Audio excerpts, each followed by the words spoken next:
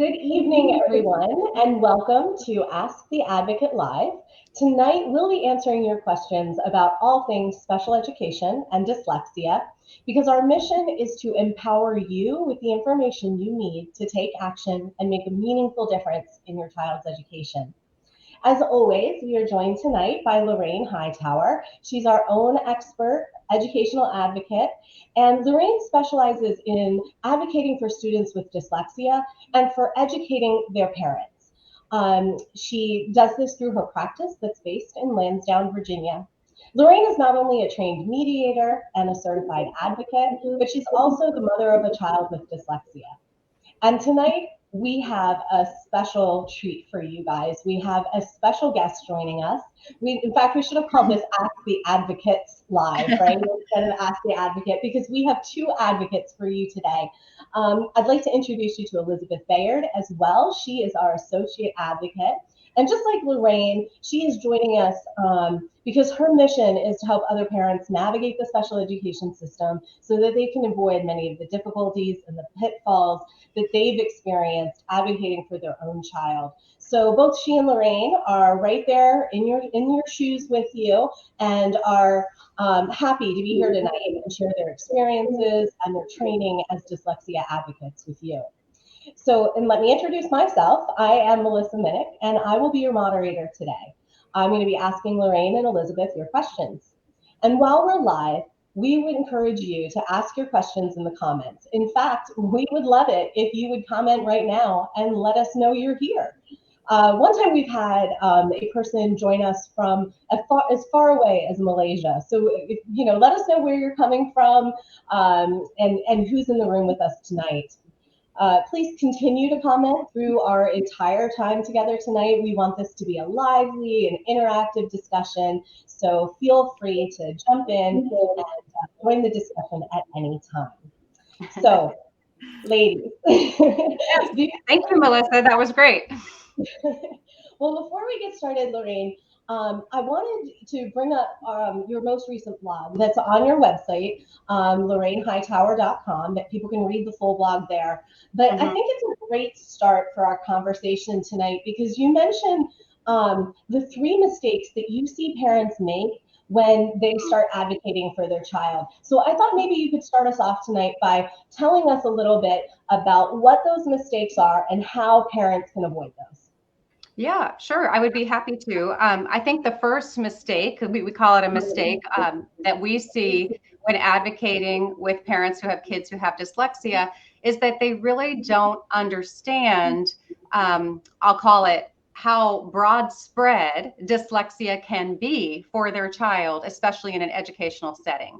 And what I mean by that is dyslexia is a language processing disorder. So most parents tend to think, well, that just affects my child's ability to read or to spell, which is definitely true. It will affect your child's ability to do those academic tasks. But dyslexia will also, depending upon the child and the severity of their dyslexia, it can impact their ability to do math. For example, if they have orthographic processing as well as phonological processing, they will have challenges with the signs of math for the different operations, the plus sign, the minus sign, the multiplication and division sign. They might have problems with the math vocabulary as they get older in upper level math. They might have problems in band. They might love music and want to learn how to play an instrument, but they really struggle to read sheet music and they can't keep it all straight. You could have a very bright child with dyslexia who's trying to go for an advanced diploma, and they may find that learning a foreign language is just about impossible for them because they're still struggling to master the English language or the language code. So I do find that a lot of parents just are not thinking of dyslexia across the entire grade level curriculum when they're sitting with their child's school team, talking about their needs, talking about their services and their accommodations, which we know includes assistive technology. So that is one mistake that I feel like we often see with some of the families that we work with. I think this Lorraine, it sounds like that would be true regardless of the disability that a particular child might have. So if people were, joining us with a child that doesn't have dyslexia, but maybe has something else. I think really it's important for them to really fully understand the disability that their child has, because like you're saying, it can impact in so many more ways than what might seem evident at first. Yeah, no, that's a great point, Melissa. And I would say I just kind of gave examples that are focused on the academic setting of school. But, you know, depending upon how the disability impacts the child, whether it's dyslexia or something else, the school team should be looking at their functional needs and their social emotional needs. So it isn't just academic, right? It's academic, social emotional, functional, and it is across the entire curriculum or across whatever task they're being asked to do. So yeah, that was a very good point. Thank you. So I guess you wanted me to talk about the second mistake. I'm just referring to, what did we say was the second mistake? Oh, I know what it was, because this is one that we spend a lot of time in our Dyslexia Advocacy Advantage course talking with parents about. I really do think, first of all, I want to acknowledge we are all parents here. We all have a child with either a 504 plan or an IEP. So we want to say we get it. We know what it's like to be a parent of a child with a learning disability or a medical disability. At the same time, I think parents are at a tremendous disadvantage in knowing how to determine what are my child's present levels. How do I figure out their baseline starting point for all of these skills or needs? And what assessments should I be, you know, asking for, or could the school use to help figure out accurate present levels? Because, you know, for an IEP, we want to start with the child's needs across the curriculum, social, emotional, and functional. And then from that understanding, we're going to write goals. The school district's going to propose services. There's going to be accommodations. So too often, I think parents kind of take the school's word for it when it comes to the child's needs and their baseline or their present level. And they really don't understand their role in kind of driving that conversation around how could we collect more data and how could we determine my child's starting point, where we want them to go, and then really how are we going to interpret this data? How are we going to progress monitor along the way? How will we know when they get there? What will success look like in one calendar year? So all of that is not second nature for most parents. And you know, again, we just taught our very first, I have to say, Melissa, I don't mean to do a shameless plug here, but we just taught our very first course in the fall to parents. And I think they found the 2 weeks that we spent on data, because out of the 6 weeks, we spent 2 weeks looking at data and teaching how to interpret data, how to know what baseline assessments are available, how to look at scorecards and norm reference charts and all of that. Parents were just like, light bulbs went off for them when we started talking about that. And I don't know if you want to add anything, Elizabeth, but the more you understand the data, the more you come to all these conversations from a position of power and understanding. And that helps you feel like you have control and you have the ability to influence and impact your child's educational experience. It's really important. Yes, 100%. So the third mistake that I know I included in the blog has to do with parents really not understanding all of the components of an appropriate and effective educational plan for a child who does have dyslexia. And I appreciate that we might have people watching us live or watching the replay that don't have students with dyslexia. As Melissa said, we serve the dyslexic population. That is really who we advocate for. So when I'm coming at it from an appropriate and effective educational plan, I'm really wanting parents to know, what would that look like for a child with dyslexia?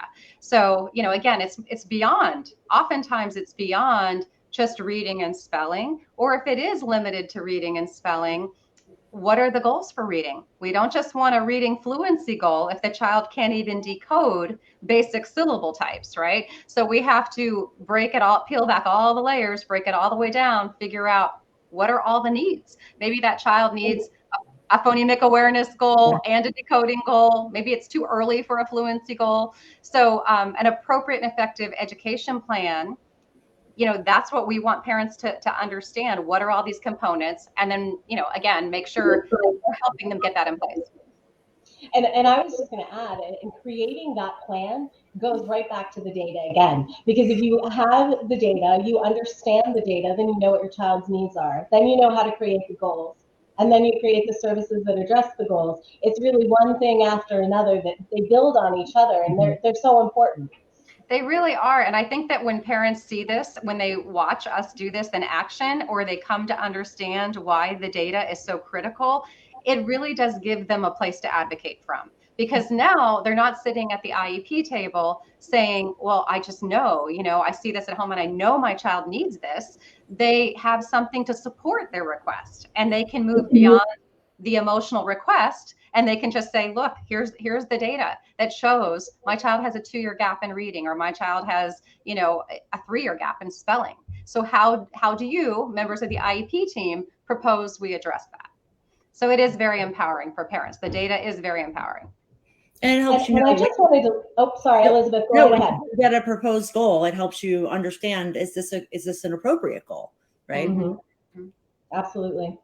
I just wanted to add that I went ahead and added the website at the bottom for our Dyslexia Advocacy Advantage group coaching program, because it is starting again in January. So if you're interested in learning more about making a plan, making sure that the plan that your child has is effective, and you have a child with dyslexia, again, that's our the population we serve. So if that's you and you're interested, the website is scrolling at the bottom of the screen. So I hope you'll join us. Yes, but we will continue to do our Ask the Advocates, because I have to tell you, this is one of my favorite things to do, is to just come on Facebook Live and answer parents' questions. It wasn't all that long ago that all 3 of us were faced with questions and didn't know where to turn or who to trust for answers. So we will continue to do our complimentary Ask the Advocates Live. And I don't know if you have questions, Melissa, but I'm happy to jump right in and start answering them. Okay, well, I do. I have one live, and I also have some that were sent via email. Oh, okay. So yeah, we can jump in and do that. So one of our live participants just sent this, that she's watching from Loudoun County, mama to 4 boys. My oldest is a 7-year-old who has autism and ADHD, high functioning, super intelligent, but impulsive, compulsive behaviors. Executive functioning and overall attention deficits towards non-preferred tasks are really impacting school performance. Mm-hmm. Do you have any tips for her as to how to work with the school team, maybe to focus on executive functioning? Do you guys have any experience in working with your children particularly? Well, first of all, I have to ask, because that was a lot of information, but I'm glad she's here. So I have to go back. Does she have an IEP for her son? Do we know? I don't see that here. Okay. So first of all, hopefully she can answer for us. Yeah. Well, and I'm gonna assume.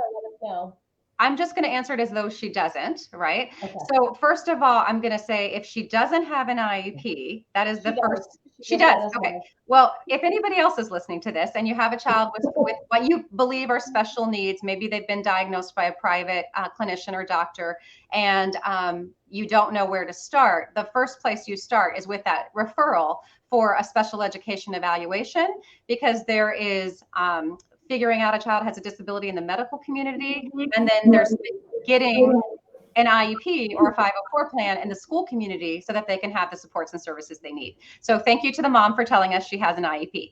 So as we were saying earlier, if her child with that unique and somewhat complex profile, executive function needs are part of what the IEP team needs to address, I would want to make sure that that was included under his needs that affect learning. I would want to make sure that it talked about his executive function needs, and then drilling down even further, if she has information from a BCBA, a board certified behavioral analyst for a child with autism, that maybe can give specifics on this is what it looks like for her son. If she doesn't have that, maybe she knows what this looks like for her son. When we're talking about executive function skills for the wider audience, we're really talking about kind of those skills that allow a child or an adult to get through their day. Can they manage their schedule? Can they get up on time? Can they keep track of their workload or their class schedule? Can they start a task? Do they have the stamina to stay with the task?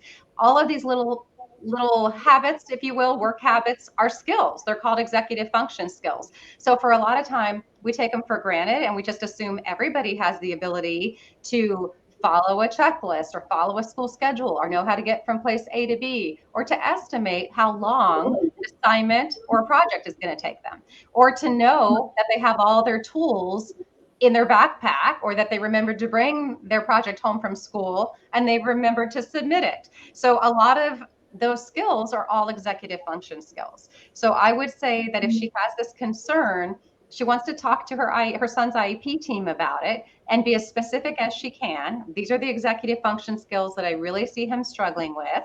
And then talking about, does he have an executive function goal? I'm going to pause. Did she give you any more information while I'm addressing her question? She says, we've had an IEP in place for years, but he's not getting the support he needs. And we're told no a lot. He doesn't eat or use the bathroom unless someone tells him to do so. And when he doesn't, then behavior starts to escalate. Okay, so again, I have to just disclose that I do not work with students who have autism, right? So I'm not a board certified behavior analyst, but I do know that Loudoun County has some on staff.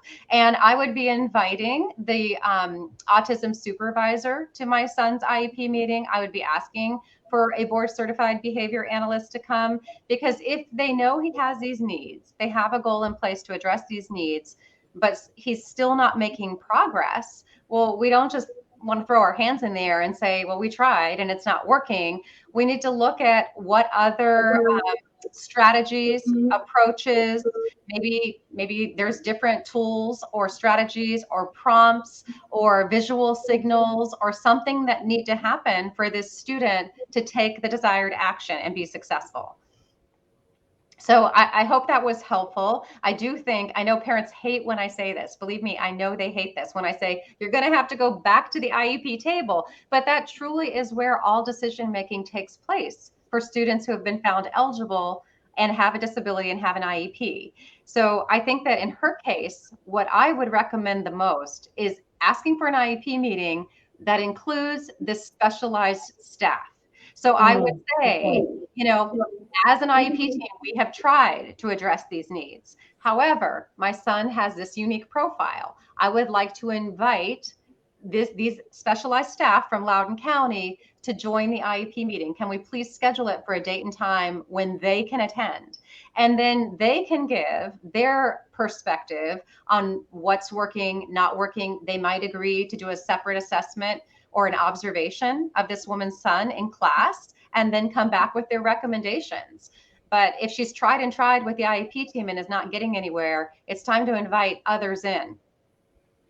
And she mentions here that he does not have a goal for these particular behaviors. So maybe that's something to bring up with the IEP team as well. And she's expressing here that meetings do not happen fast, and that things get put off while his behavior escalates, and that is true, especially right now when teams are meeting with so many parents. Right. And I think, I just want to say it is hard because whether it's snow days or the pandemic or what have you, but again, that doesn't mean that as a parent you want to give up. You definitely want to stay the course. You want to ask for the meeting. You want to ask for these staff to be there. You said something in the beginning. Oh yeah, if he doesn't have a goal, absolutely. That's, to me, part of the challenge, because they don't have to provide any services if there's no goal connected to it. And there's nothing to progress monitor, right? So we have to get his behavior, his executive function as a need before we can start talking about goals and services. But I would also say to this mom, we talk a lot in our blog and in our Ask the Advocates, documentation is really key. So if she hasn't documented her request for meetings or her follow-up request for meetings, I would start doing so, whether it's in an email or a formal letter that is carbon copied to the case manager and the principal. I wouldn't, just sit back and acknowledge that it's tough and times are hard and it can take 3 months for them to get back to you. I think that's not really appropriate. Yeah. I think too, one of the key points that you brought up, Lorraine, that I think parents don't often realize or remember is that the IEP conversation does not have to be just an annual conversation. At any time a parent has a concern, they can and should call an IEP meeting. Even if you get a quarterly progress report and you don't understand the data that's in that progress report, you can call an IEP data review and have them explain to you what the data means and what the trends are that they see. So you should it's not just doesn't need to be just a once a year conversation. If you're concerned, then you should call the team together. Yeah, no, that's a great point. And on that note, Elizabeth, this parent can also, I don't know if her child is getting any outside support. Maybe he's in a therapy group outside of school. Just again, saying hypothetically, if he is, or maybe there's someone else that her son doesn't know, she could even request for a student observation to take place, right? So she doesn't necessarily have to wait on the school. She could request to have her own observation done of her student in the classroom. You know, Loudoun County has a timeline. There's a certain policy about observations. You have to fill out a request. But again, it might be worth that effort. It might provide the additional data that this mom needs to be able to collaborate with a specialized team at the IEP table to result in real progress for her son. Ladies, she's added a little more information. And what do you suggest she does now? She says she was denied an IEP meeting in writing, and that it is part of her PWN. So can the schools deny an IEP meeting request? Yeah, I've never heard of that, quite honestly. I'd be very curious about how, and again, we're at a disadvantage because we don't see the PWN. We don't know the chain of communication that led up to this. But sure. I will say to this mom, I have never heard of a school team being able to say, we're not going to meet with you if you have legitimate concerns about your child. Sometimes school teams will say, well, we've fully proposed our IEP and we don't plan to change it unless you have some additional data or something for the IEP team to consider. And so that's why I'm saying maybe if she's working with an outside private therapist, they could provide some additional data points. If she's not, I would at least at a minimum reach out to the supervisor of autism in Loudoun County, or I'm trying to think of, I would start there and I would express the situation and let that person kind of connect you to others outside of the IEP table that might be helpful. Talk about, here's my situation, here's the challenge, what observations can we do, any other assessments? The IEP team isn't seeing this as a need. I believe it is a need. And she may need to have some extra data or new data and then request the IEP meeting. Because if they're saying no, it might be because they feel like we've already talked about everything and we've fully proposed our IEP. So why would we be meeting again? I tend to think might be what's going on. Okay. Let's see. There's another question from another parent. She asks, if a child has ADHD based on an assessment from an outside psychologist and recently started at an LCPS school, can a parent request an IEP based on previously identified diagnoses? So I just want to make sure I heard it right. They have an ADHD diagnosis from an outside private clinician, and she's wondering how she can get it. Can she request an IEP of Loudoun County? Is that right? That's right. So she's recently started at LCPS. Okay, great. So the long answer is yes. The short answer is there is definitely a process that you have to go through in making a referral to have your son found eligible as a student that, due to his ADHD, requires an IEP or an individualized education plan, or maybe he needs a 504 plan, which is different than an IEP. That's through the Rehabilitation Act of 1973. So not to overwhelm this mom with how it all might go, I would say that having a private diagnosis is a good place to start. And that what I would encourage her to do is to reach out to her child's school assistant principal, is who I would start with. Let them know that I believe, because we have this private diagnosis, I know my son or daughter has a disability. I'm not sure they meet the criteria or not to be found eligible for special education supports and services, but I would like to make a formal referral and have that considered by Loudoun County Public Schools. And then, the assistant principal will know what to do to kind of start things moving in that direction. Chances are they will want to have a school meeting where the mom will come in and the teacher will be there. They'll probably have a school psychologist, an educational diagnostician. They often send a school social worker, and they'll talk about the criteria and the process to see if her child should have an IEP or a 504 plan. Great. Thank you. Yeah. Here's another one. Sure. Watching from Loudoun County, how can I make the school evaluate my son for dyslexia? He currently has an IEP, but he's under an autism classification. School said, I've missed the period to ask to be evaluated. He had a psychological and educational evaluation, it looks like, in 2019. Currently, he's in 5th grade, but he reads as a 1st grader. Okay, so that's a great question. And I think when they're saying she missed the period, I think that what they're talking about is Loudoun County technically does not have to consider any type of re-evaluation or re-eligibility for 3 years. So I think that's what they're alluding to when they say she missed this window, right, for evaluation.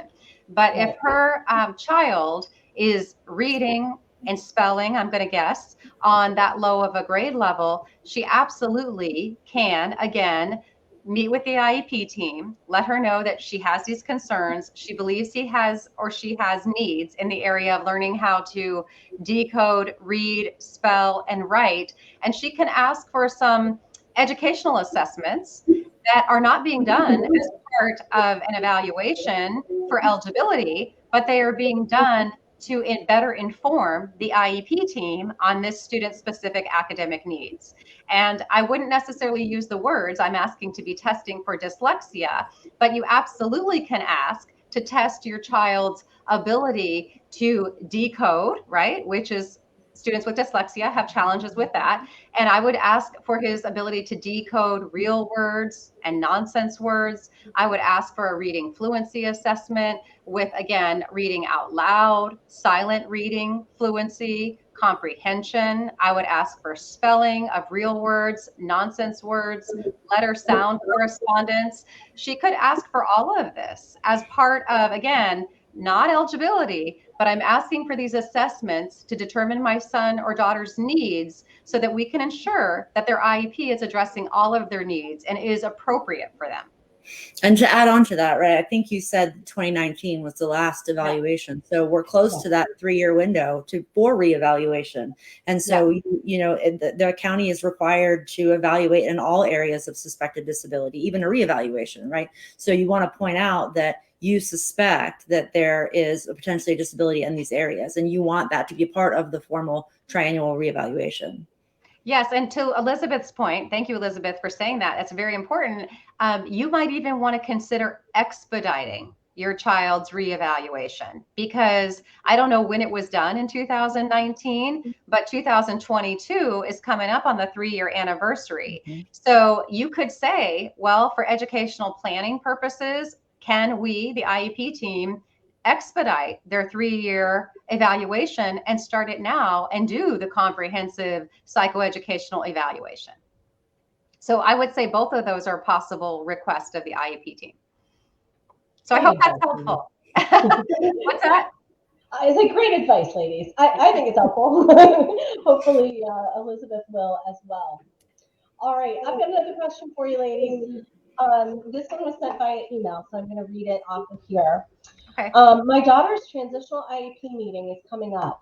She's transitioning from elementary to middle school. They said they'd like to remove her assistive technology accommodation because she isn't using it enough. But I worry that she'll need it more when she's in middle and high school. I voiced this concern and was told, quote, she can only keep accommodations based on the initial need to justify them, not for future potential purposes, end quote. Is that true? Well, technically, I guess there's some merit to that statement, but this is a student who's in elementary school, who's moving to middle school. Yes. And I tend to think that what the parent is saying is accurate, that she hasn't had a lot of workload expectations that have required her to use her assistive technology. So she may not really be realizing the full benefit of what these assistive technology tools might do for her.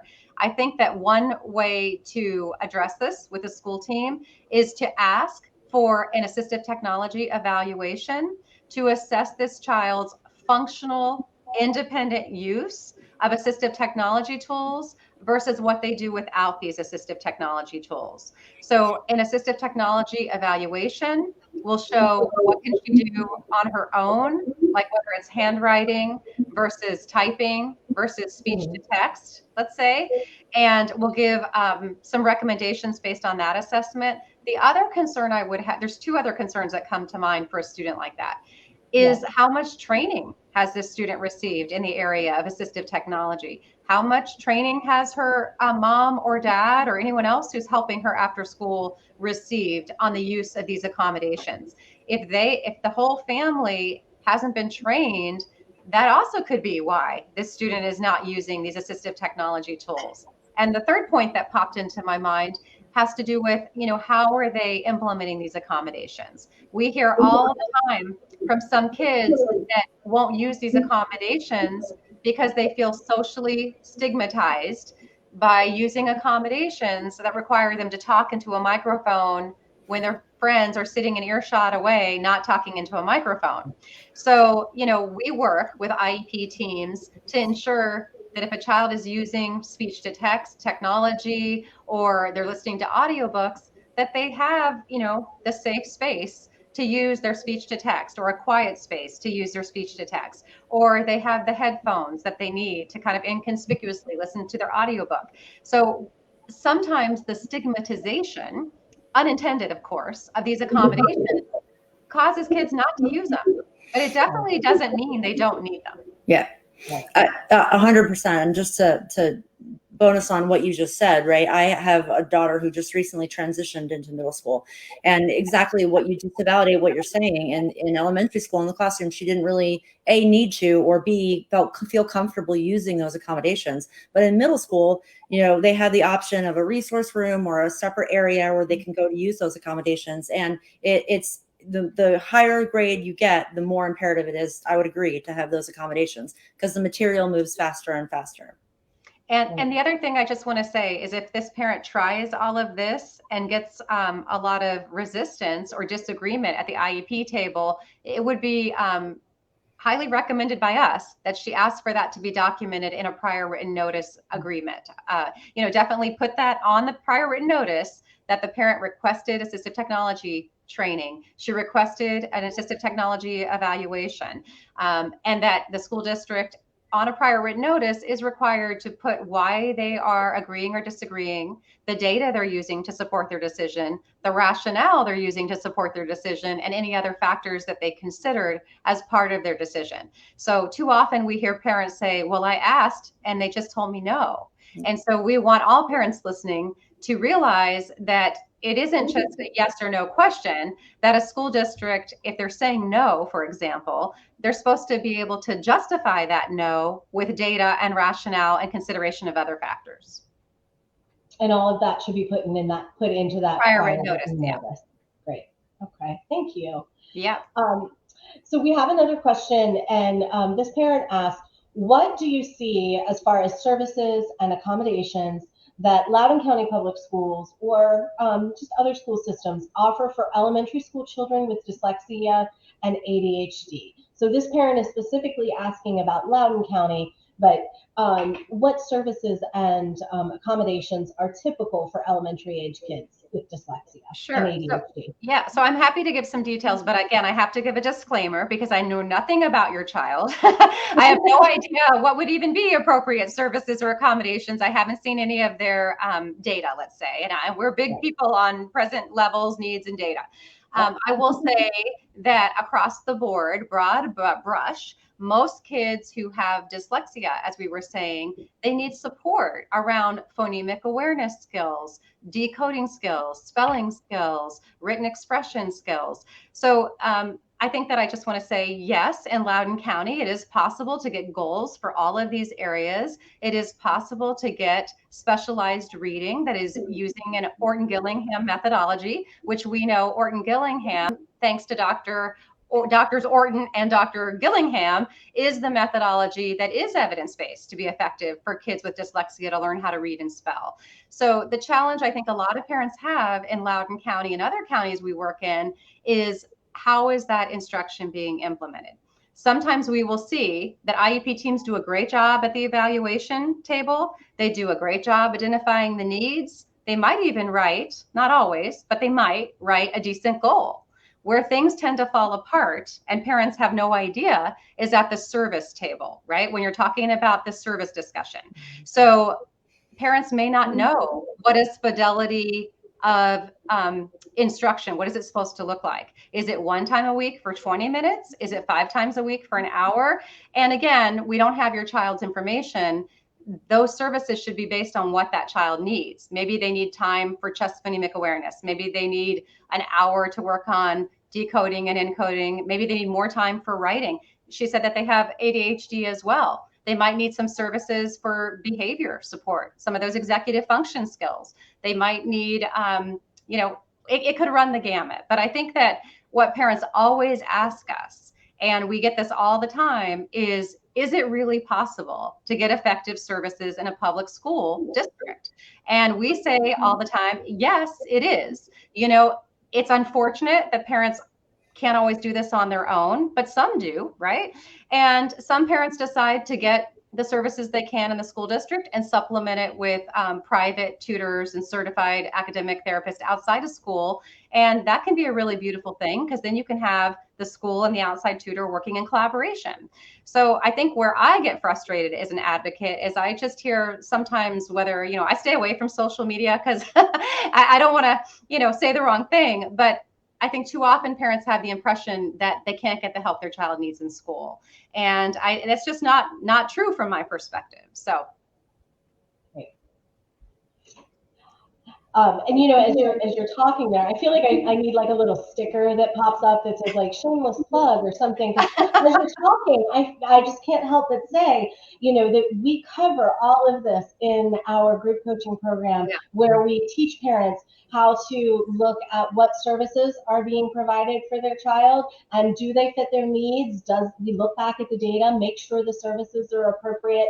And we also take a look at whether those services are being given with fidelity and progress monitoring and all of that. So if you're interested in learning more about that, I highly encourage you to join our group coaching program on January 24th, so you can learn more about creating a plan and making sure that you have a plan that works. Yeah, and I was just going to say, Melissa, because I want to answer as many questions as we can, because it's the new year and we finished our work from last year. We have a couple of webinars coming up for parents that might be interested. The whole reason we started this course, I mean, it's a passion and a calling of mine to help as many parents as possible. And we realize that we can't help everyone, and not everyone can invest in an educational advocate. So I have to say the course was born out of a desire to teach parents how to do all of this on their own. And we have a couple of webinars coming up in January that we're calling Advocacy Shouldn't Be a Secret, because I really believe from one parent to another, you need to know how to advocate for your child. And we know parents are busy. We're offering 2 different dates and times. One is a lunchtime, one is an evening. But if you want to come and learn more about what Elizabeth and I do, the framework that we use, what we are going to try to educate parents on, what is an effective and appropriate plan? What should it look like for a child with dyslexia? We're going to go through all of that during the webinar.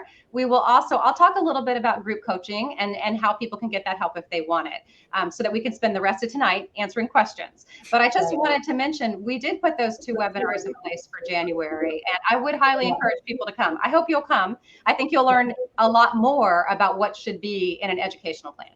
Yeah, and I just wanted to say both of those the link to register for both of those dates that we're offering is on our website, lorrainehightower.com. They're right at the top. You can't miss them. So you just click on the button to register for the time that works for you.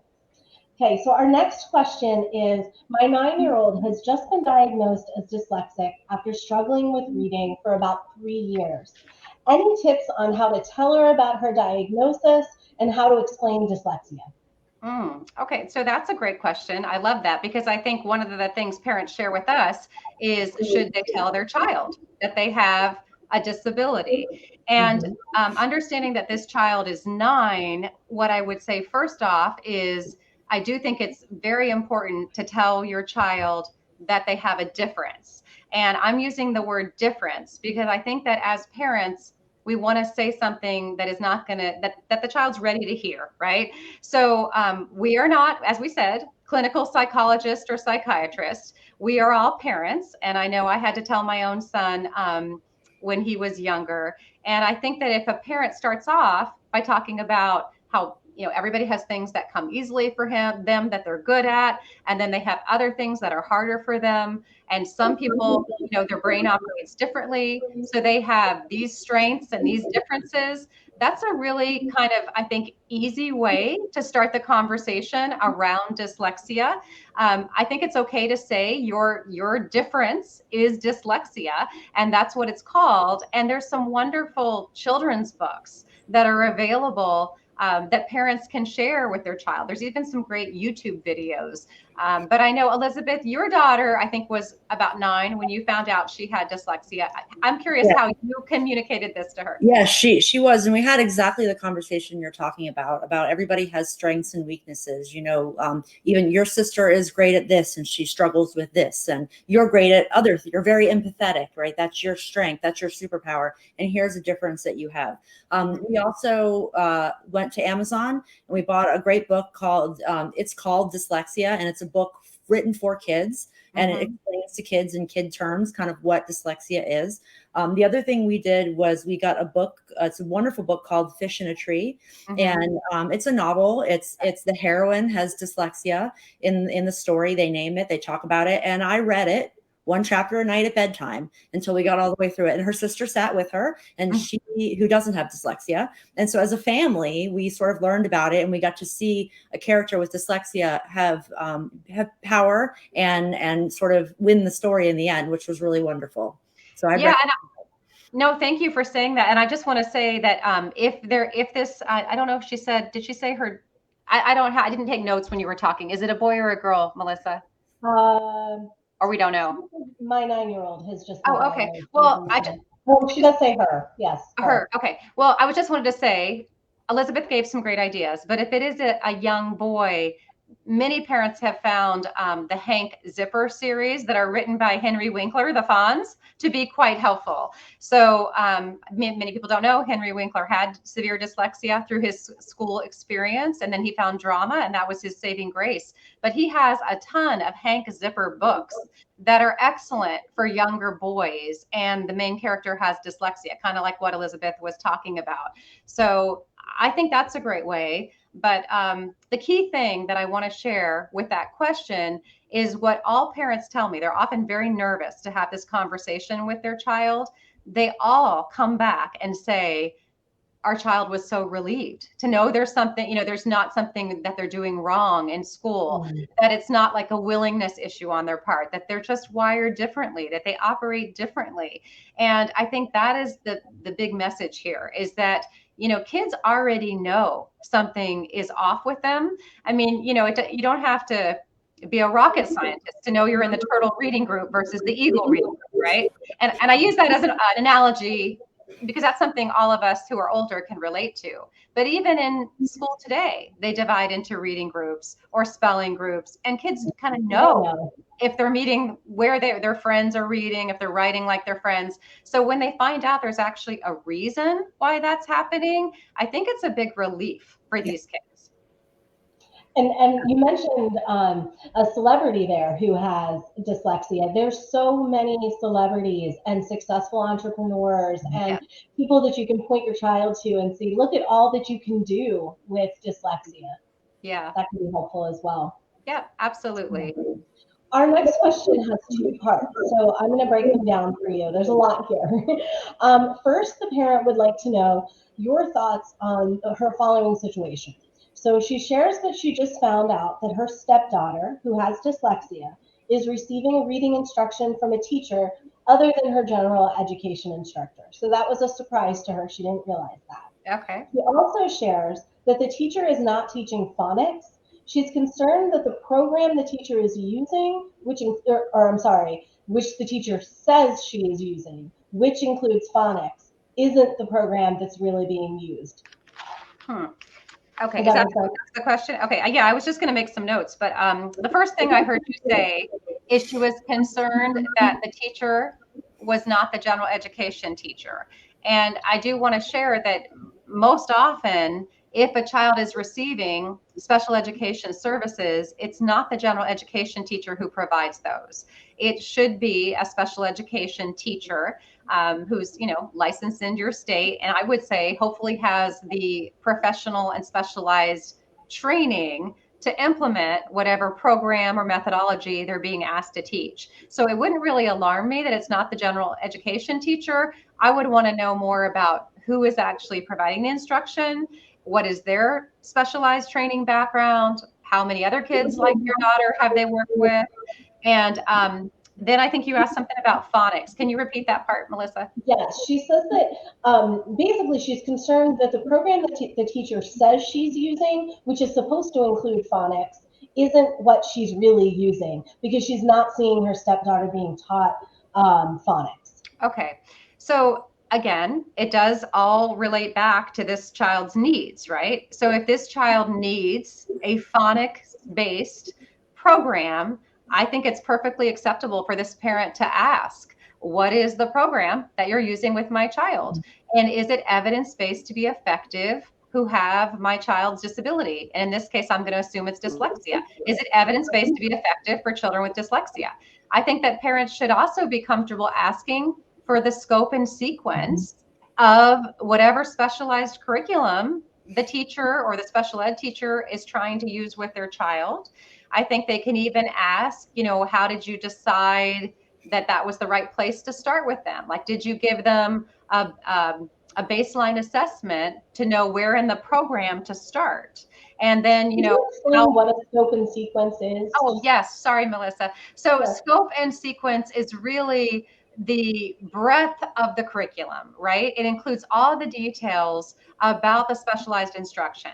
So, you know, what are the specific skills? How, like maybe it's broken down into units or to lessons or to steps, but it clearly says, you know, these are the skills we're targeting. For kids with dyslexia, it will even provide the syllable types in the orders that they should be implemented because structured literacy is a scaffolded program. So you have to learn letters and sounds before you can even learn consonant, vowel, consonant, syllable types, right? And all of this kind of builds one skill upon the other once you have mastery. So a scope and sequence should be able to show that unit 1, lesson 1, we're starting off, let's say, if we have a child with dyslexia, ensuring that they know what letters and sounds go together, that they can hear them, that they can write them, and that's why I said, ask about a baseline placement test. Maybe this child doesn't need work in that area, so you want to make sure they're not getting instruction in that if they've already mastered that skill. Maybe they've done a baseline assessment and found out actually this child can decode and encode all of the CDC words, but they actually can't do R controlled or Bossy R, you know, words. So then they would start the instruction at that place, and the parent should be able to see through the scope and sequence, where does it go beyond there? What are the additional syllable types that will be introduced? And how many weeks is this expected? And this, what I'm talking about is really for a packaged program. Some school districts use these packaged programs that have very specific scope and sequences. But even if you're in a county that doesn't use a packaged program, let's say they use more of a authentic Orton-Gillingham, they still are following a certain scope and sequence to introduce syllable types and get mastery of these syllable types. They should still be able to speak to where your child is in the Orton-Gillingham scope and sequence. And as a parent, right, it gives you a roadmap, because too often they say, oh, we're working on CVC and now we're working on diphthongs and trigraphs and digraphs. And as a parent, you don't have any way of contextualizing what does that mean and how long is this going to, like, where's the end? How long is this going to take? So if you have that map, it's a good way for you to understand and also to hold them accountable, because you can say, okay, my child is here and it's been 6 months and my child has only moved this far. You know, why is that? And you can ask questions from that place. Yes, and Elizabeth brings up a good point. I don't know that we've hit on this yet tonight, but a child's IEP is supposed to be designed for at least 1 year's growth. So that's another mistake that we can add on to our earlier 3 that we touched on, is an IEP that isn't resulting in meaningful progress. So we really want parents to understand they're not supposed to be repeating goals. School teams should not be repeating goals year after year after year. Your child should be making meaningful progress towards these skills and through this scope and sequence. She has a second part to her question. She asks for advice on how to address these issues tactfully. She says, how do I argue that what is being said is not being done? I'm not very good at speaking nicely and would appreciate any tactful responses. Well, I think that, again, we've all been there as parents. Sometimes you get a little bit more emotional than tactful, right? But I would say, I would encourage all parents to stay as professional as possible and try not to advocate with their emotions, because that is usually not the most effective way to go about it. So if she's saying, how do I communicate this? Well, again, I would probably start with reaching out to the case manager and saying, I have some concerns about my child's curriculum or progress. She might even start off by scheduling an informal data review meeting. So that happens outside of the IEP team discussion, and saying, can I meet with you? Can you show me a little bit about what the lessons look like or what the instruction looks like? And Lorraine, I heard you just use a lot of questions, things that you would ask for. And I think that's a really good point as well. Yeah, you're not really telling or demanding, but using exploratory language that says, how are you doing this instruction? How are you progress monitoring? How will we know when my child has mastered these skills?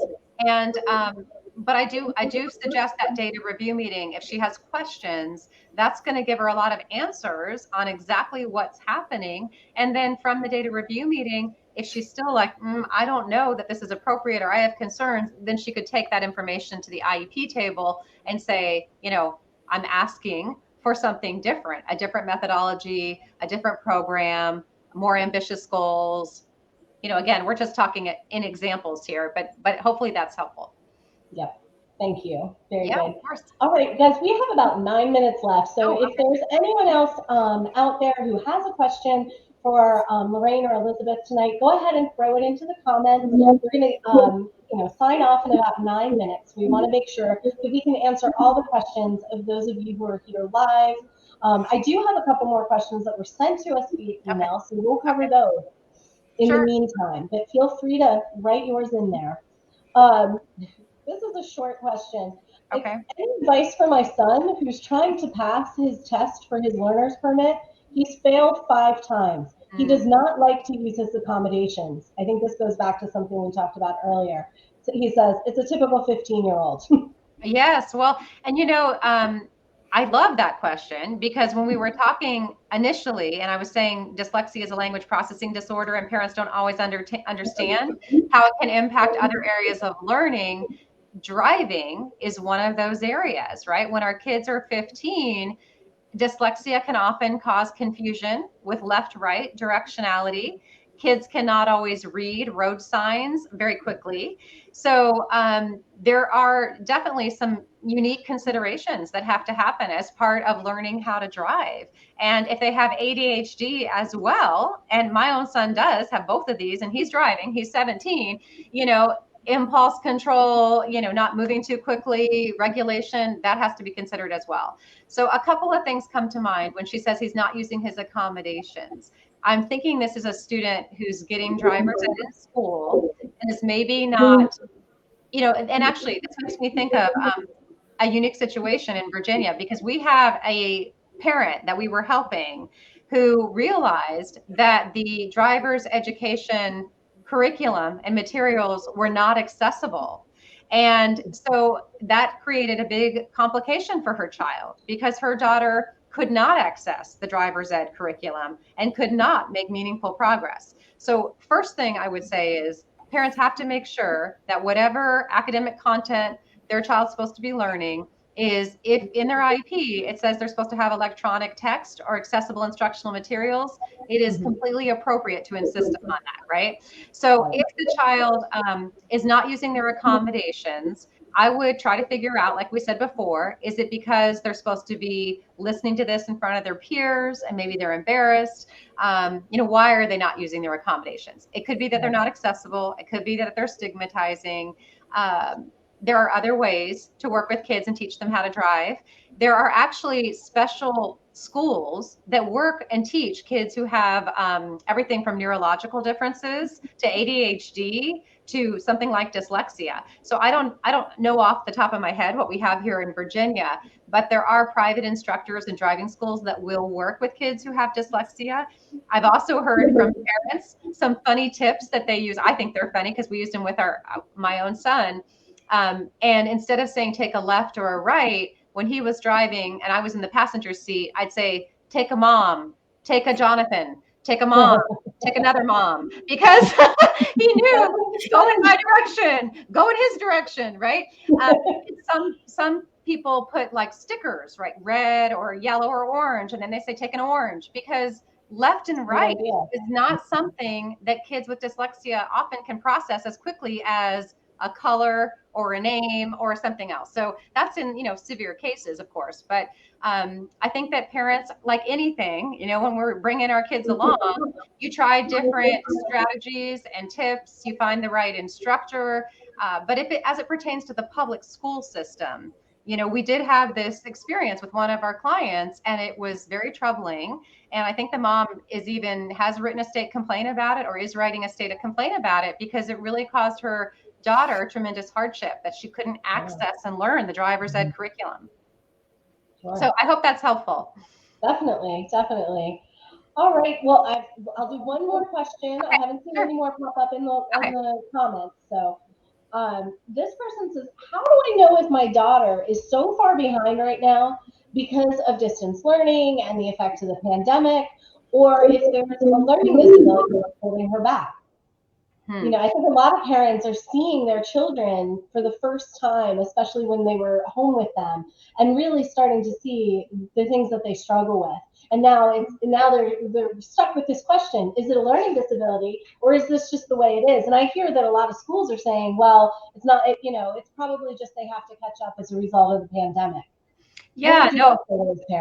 I think that's really true right now. All students have had a certain degree of learning loss, which is unfortunate, but to be expected given the pandemic, given distance learning, school closures, what have you. I think that when we're trying to figure out if a child has a disability, what we want to look for as parents is struggling in specific skills versus struggling across the grade level content, right? And so in Virginia, the Virginia Department of Education did suggest to school districts, and not all of them took the VDOE up on this, that they could use something like the Virginia Growth Assessments to see how much learning absorption is still in place from the previous school year for all students. So that's a very different assessment from how is this student's spelling, decoding, word, attack skills as it pertains to nonsense words, written expression. So I think that, again, a disability like dyslexia is primarily going to impact reading and spelling, not how much you retained from fifth grade history, if that makes sense. Yeah. And I don't even know if they teach history in fifth grade. That's just an example. But, it's really, is the loss across the content, or is the impact happening in very specific skills? Knowing that your child should be able to do this because they're as smart as all of their other same age and same grade level peers. That's when we start to suspect a learning disability, because they can't do what their same age and same grade peers can do in spite of being equally, if not more, intelligent. Great. And to your point, Lorraine, with distance learning, parents are able to see things that they don't usually see in the classroom, right? So again, signs like, I don't want to write in the chat because I can't spell anything, right? Or I'm not able to read, and so I don't want to volunteer. Those are things that parents may not have necessarily seen in the classroom, that now they've got some, and they can see some of the signs and symptoms of potential dyslexia.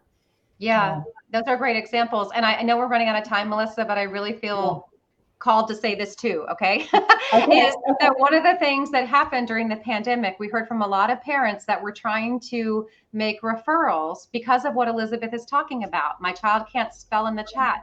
Oh my gosh, I thought they could write a paragraph. They can't write at all unless they dictate to me. So parents were having these aha moments and thinking, my child needs more support, more services, or they need an IEP and they don't have one. And unfortunately, a lot of school teams were saying, oh, no, it's okay. Let's just wait. It's the pandemic. Everyone's having an off couple of years. And what we say as advocates is no, no, no, we are not waiting.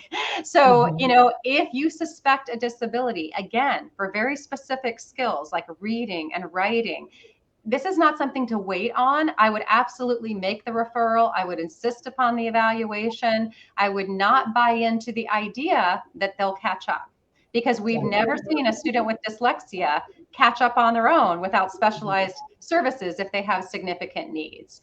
So yes, if they tell you they're a little bit behind in science on their Virginia Growth Assessment, for example, well, okay, maybe wait and see if they catch up.